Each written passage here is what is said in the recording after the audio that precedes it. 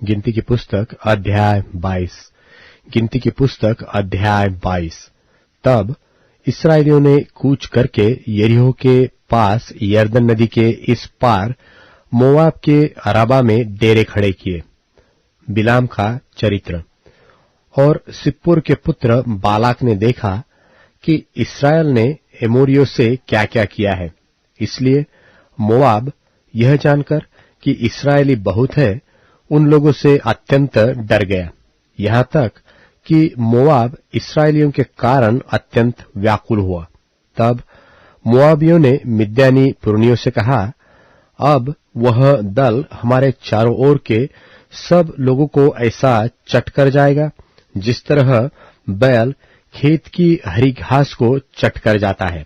उस समय सिप्पोर का पुत्र बालाक मोआब का राजा था, और उसने एतोर नगर को, जो महानद के तट पर बोर के पुत्र बिलाम के जात भाइयों की भूमि थी, वहां बिलाम के पास दूत भेजे कि वे यह कहकर उसे बुला लाए कि सुन, एक दल मिस्र से निकल आया है और भूमि उनसे ढक गई है, और वे मेरे सामने ही आकर बस गए हैं। इसलिए आ और उन लोगों को मेरे निमित्त शाप दे, क्योंकि वे मुझसे अधिक बलवंत है। तब संभव है कि हम उन पर जयवंत हो, और हम सब इनको अपने देश से मारकर निकाल दे, क्योंकि यह तो मैंने जाना है कि जिसको तू आशीर्वाद देता है वह धन्य होता है, और जिसको तू शाप देता है वह शापित होता है।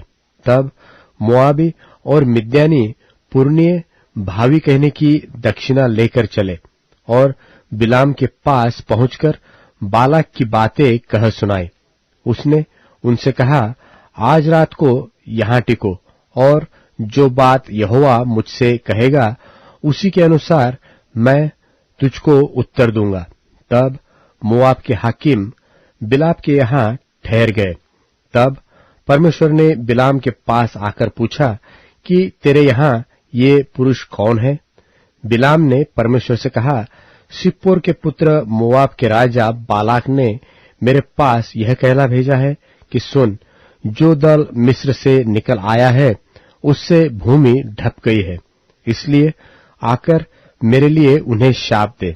संभव है कि मैं उनसे लड़कर उनको बरबस निकाल सकूंगा।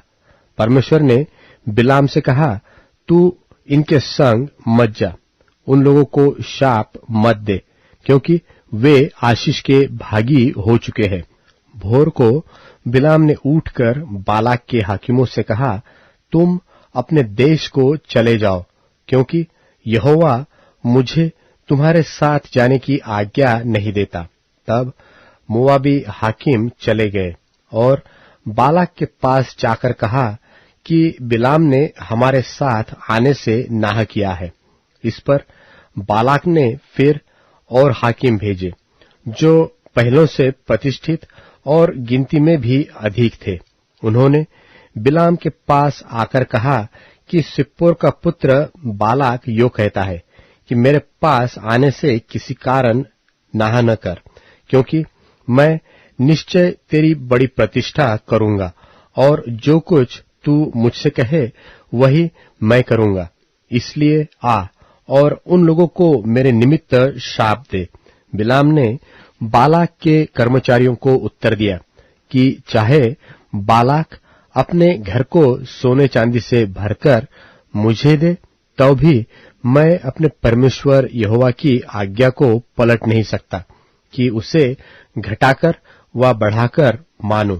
इसलिए अब तुम लोग आज रात को यहीं टिक रहो, ताकि मैं जान लूं कि यहोवा मुझसे और क्या कहता है। और परमेश्वर ने रात को बिलाम के पास आकर कहा कि यदि वे पुरुष तुझे बुलाने आए हैं तो तू उठकर उनके संग जा, परंतु जो बात मैं तुझसे कहूं उसी के अनुसार करना। तब बिलाम भोर को उठा और अपनी गद्दी पर काठी बांधकर मोआबी हकीमों के साथ चल पड़ा, और उसके जाने के कारण परमेश्वर का कोप भड़क उठा और यहोवा का दूत उसका विरोध करने के मार्ग रोककर खड़ा हो गया।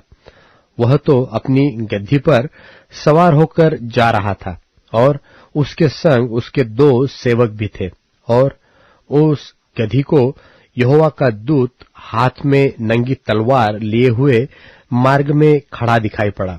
तब वह गद्दी मार्ग छोड़कर खेत में चली गई। तब बिलाम ने गद्दी को मारा कि वह मार्ग पर फिर आ जाए। तब यहोवा का दूत दाख की बारियों के बीच की गली में, जिसके दोनों ओर बारी की दीवार थी, खड़ा हुआ। यहोवा के दूत को देखकर गद्दी दीवार से ऐसी सट गई कि बिलाम का पांव दीवार से दब गया। तब उसने उसको फिर मारा। तब यहोवा का दूत आगे बढ़कर एक सके स्थान पर खड़ा हुआ, जहां न तो दाहिनी ओर हटने की जगह थी और न बाईं ओर। वहां यहोवा के दूत को देखकर गद्दी बिलाम को लिए बैठ गई। फिर बिलाम का कोप भड़क उठा और उसने गद्दी को लाठी से मारा। तब यहोवा ने गद्दी का मुंह खोल दिया और वह बिलाम से कहने लगी, मैंने तेरा क्या किया है कि तूने मुझे 3 बार मारा? बिलाम ने गद्दी से कहा, यह कि तूने मुझसे नटखटी की। यदि मेरे हाथ में तलवार होती तो मैं तुझे अभी मार डालता। गद्दी ने बिलाम से कहा, क्या मैं तेरी वही गद्दी नहीं जिस पर तू जन्म से आज तक चढ़ता आया है? क्या मैं तुझसे कभी ऐसा करती थी? वह बोला, नहीं। तब यहोवा ने बिलाम की आंखें खोली और उसको यहोवा का दूत हाथ में नंगी तलवार लिए हुए मार्ग में खड़ा दिखाई पड़ा। तब वह झुक गया और मुंह के बल गिर के दंडवत की। यहोवा के दूत ने उससे कहा, तूने अपने गद्दी को 3 बार क्यों मारा? सुन, तेरा विरोध करने को मैं ही आया हूं, इसलिए कि तू मेरे सामने उल्टी चाल चलता है। और यह गद्दी मुझे देखकर मेरे सामने से 3 बार हट गई। जो वह मेरे सामने से हट न जाती तो निसंदेह मैं अब तक तुझे तो मार ही डालता, परंतु उसको जीवित छोड़ देता। तब बिलाम ने यहोवा के दूत से कहा, मैंने पाप किया है। मैं नहीं जानता था कि तू मेरा सामना करने को मार्ग में खड़ा है। इसलिए अब यदि तुझे बुरा लगता है तो मैं लौट जाता हूं।